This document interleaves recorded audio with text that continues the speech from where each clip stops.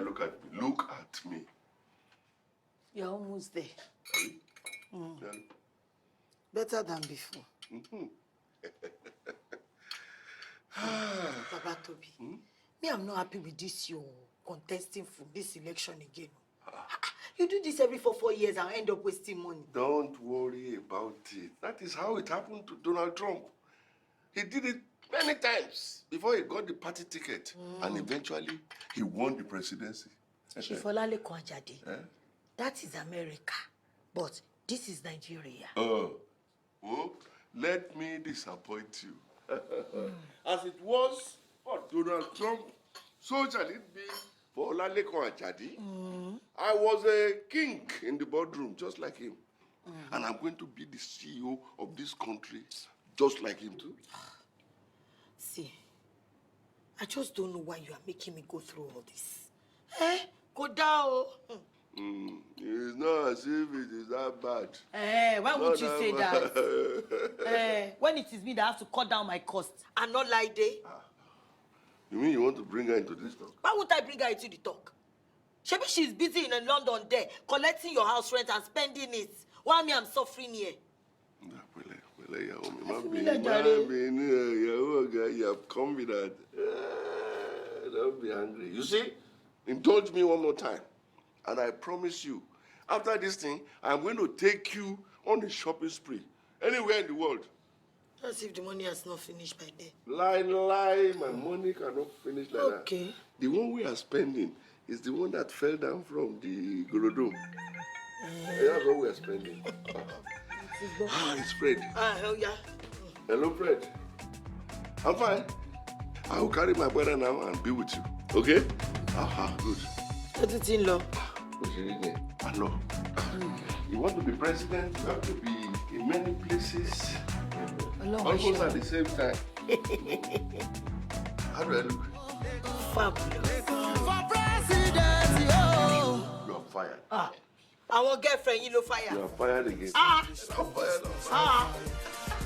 All your girlfriends are the ones that are fired. I love you. Like, what did I just watch? Do we look like a joke to these people?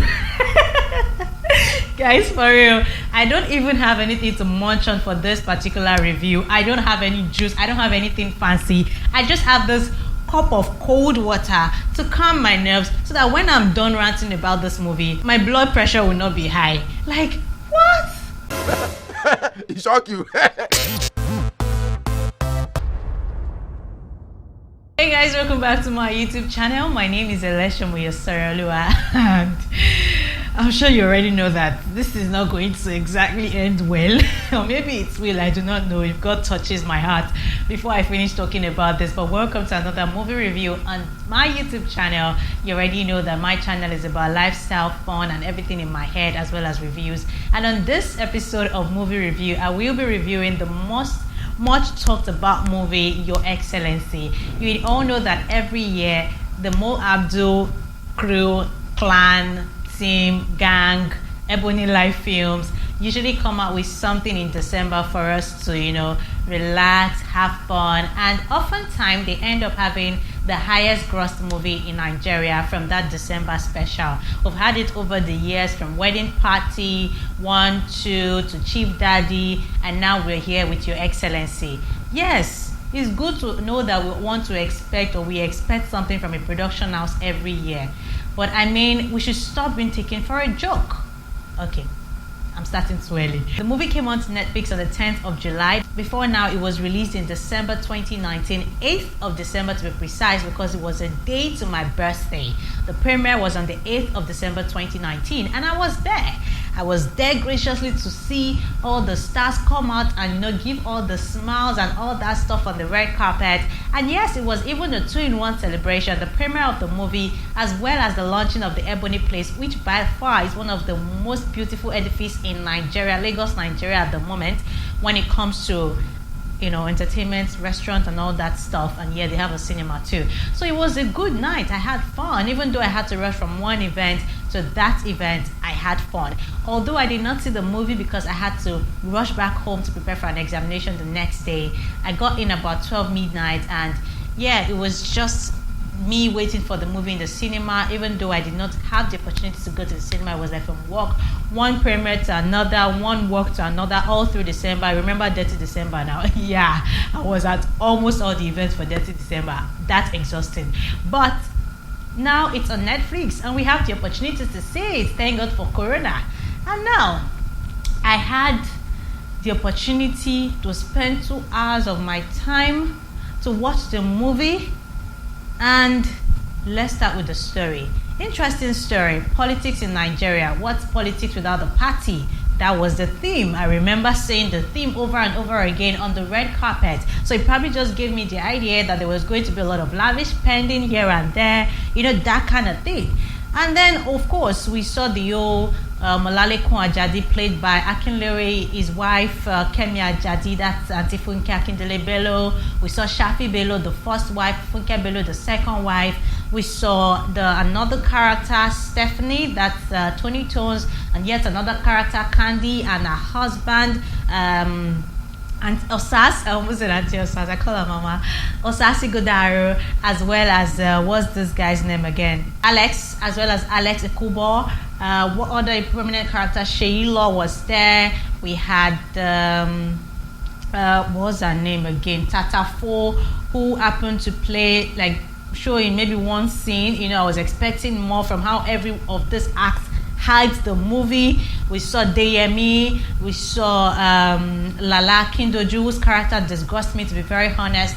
I mean, we saw all of these people, Bimbo Manuel, all of them were in the movie. Interesting cast. Of course, it's Ebony Life. It's always star-packed, jam-packed, And yes, beautiful, well, not so much of a beautiful storyline, because if I'm going to compare this kind of political storytelling to what we saw in Love is War by Omoni Oboli, Love is War political story beats this one hands down. But let's even agree that we had to infuse a bit of comedy to politics. Interesting, I understand that.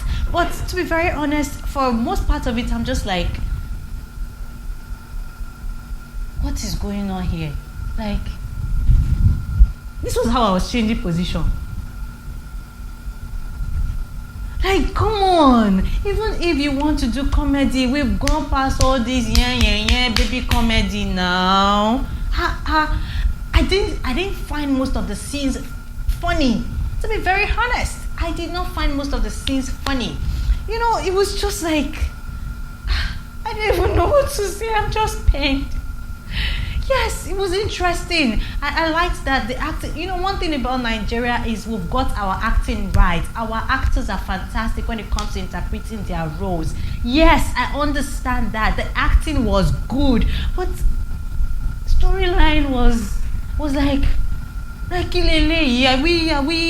is a story that upcoming people will write and they will come and sell to us. Like, we did not hold water, I did not hold ground. I think the only thing that made me feel like, okay, maybe we are edging somewhere is when it felt like the party which Chief Ajadi belongs to, when they tried to turn against him and it worked in his favor, when he was talking about how much he loves Nigeria and all of that, and then it trended, and I was like, yes, this makes sense to me, because we often do not have politicians who spoke their truth this way, even when they are behind closed doors. Most of them only come out to tell us what we want to hear, but it was behind closed doors, being filmed by his party members who wanted to do him bad, but it turned out in his favor. Yes, that made sense. I liked that part. And then how he miraculously won the election, and even him, it was like, how did I win? I liked that part. But surely every other thing, I was just like King Bogwele, from Shaffy coming back from London to come and fight for first lady position, to all those stuff. It just didn't make sense. And please, what is Candy and her husband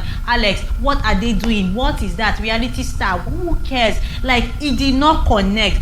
Yes, I understand Stephanie, and to be very honest, when I saw the trailer to the movie, I thought Tony Tone's character was going to be like pinch of salt. Like, that was how I felt. But she turned out to be a prominent blogger who was in our faces all through the movie. which made sense. I mean, she was all over every story. DM's character, not so bad, but all that twist about from a political presidential aspirant to Mr. Find Me Wife, like Kilo Day, King Bogbele. Even looking at Lala's character, that one was even annoying. When I saw in the first scene, I was tapping Bobo and I was saying, please, oh, what's this thing? What's this thing Lala is wearing? Why is she looking like this? Why is class not fitting Lala? But apparently, turns out that was what they wanted her to look like, because the next scene was a scene of Stephanie analyzing her look and calling her dirty and all of that, and the fact that she did not fit the person they were trying to matchmake her with. That's the DME factor in the movie. So yeah, I understood that that's the character they wanted her to play. But to be very honest, I'm like, why is Lala picking up roles like this? Because I've always had this notion that Lala doesn't fit in well with some classy roles. And she was supposed to be a classy girl, but she didn't eventually have it. Maybe I was just one expecting. I'm like, why? Why all that diversion from one corner to another only for him to win the election? It was too weak. The storyline was weak. I was bored at some point. I was pressing my phone half of the time. Well, I was paying attention to details for you guys, but it was weak. I had to laugh at some point, and I think my favorite thing, like, what's that thing with Candy's reality show and Alex's music career? Like, what's all that? Like, I don't even know. Maybe you should continue. You people should continue the review for me. Hey, you people are not understanding. The only scene that probably just made me feel like, oh my God, this is nice. The part where he was talking interestingly about Nigeria, and what's that script with Funke Akindele saying you're not Donald Trump. Donald Trump is a racist. Donald Trump, the only thing you have in common with Donald Trump, like, bro, seriously. Their lines were weak. It just felt like you just came on set to play and talk about things that are happening on social media and all that dancing. I understand we have a political figure in Nigeria like that, but guys, I expected more. I maybe just expected too much. For a fact, yeah, they had good intentions. They had good intentions, but it just didn't make sense in my head. Like I said, the end made sense. How he won the election made sense. I mean, they were trying to go off to Nigeria. You've tried so many times. We know you lose this one, so let's just go. It made sense, and then it turned out they won. The inauguration made sense. They caught the people that were trying to backstab them. That part made sense. The inauguration party, it made sense to me. I liked that scene. It was interesting. But every other thing did not sit well. Was that pastor role that Emma was playing? Do we have to have a pastor role in every Ebony Life movie? Like, what is it? I am tired of that character. It doesn't even add up. Like, some people even had to feature just once. Ellen Paul featured once, and in the teaser, they were like posting them like they were part of the story. Fowles featured once doing video for Chief Daddy. The song he sang in Chief Daddy, like King Bogbele. See, I don't even want to go for that, but I just feel like this was supposed to be relax, chill, and have fun movie. That was what they projected. Even the theme did not show up, and that's the theme. What's an election without a party, or what's a political whatever without a party? That was the theme. But now it did not show up. There was no party. There was no. Anyway, guys, if you want to go watch Chief Daddy, it's totally fine. I had fun here and there. The story was weak for me. The ending was okay. I mean, it was okay. I enjoyed the end. The storyline, if I'm going to rate the whole movie, is definitely going to be a 3/10, because I just recently saw Omoni Oboli's Love is War last year at the premiere in the cinema, and it was like bang. So coming to see another political movie with this kind of watery, story, I'm just like, nah. Not even at this time in Nigeria, where we need maybe something a little bit more serious if our politics is portrayed. This one, it's a no for me, man. say no. And I hope they're not trying to do a part 2 because the end felt like it. And then all that. I'm rating this movie a 4/10, and that's me being gracious. Good directing, good casting. I mean, we had all the people we wanted to have inside of it. Good casting. Ecuador. I don't know if that's the right pronunciation of her name, but man, she's okay. Her role was good. She's a presenter, so we do not expect less. But all that analysis and all that stuff at some point lost me. But guys, I think it's an okay movie just to sit, have fun. 2 hours of your life. I hope you don't regret it. But I think it's okay for the watch. It's just okay. I'm looking forward to what they are going to bring to us this year. I mean, Ebony Live Films. And I'm hoping that it will beat this one and it will be better. This is all I can say for now before I get to rant so much. I feel like my heart is beating too fast, so let me drink water.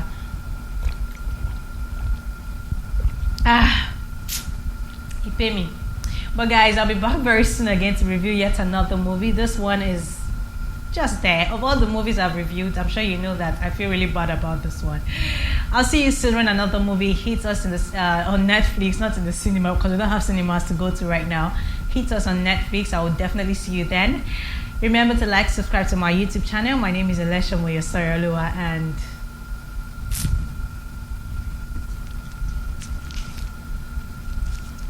I'm out of here. See you guys soon.